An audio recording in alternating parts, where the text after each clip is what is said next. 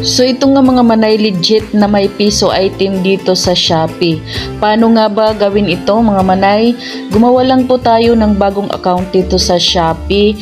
Then tayo ay makakapag-purchase o makakukuha tayo ng piso na item kapag tayo ay gumawa ng bagong account. Or kung bago ka pa lang dito sa Shopee at nag-sign in ka, ma-avail din po natin yung piso deals and enjoy the items for 1 piso only. Din kapag po mayroon ka na pong account dito sa Shopee, ay maggawa po kayo ulit ng panibagong account para din po makapag-avail kayo ng piso item. So thank you sa panonood and God bless.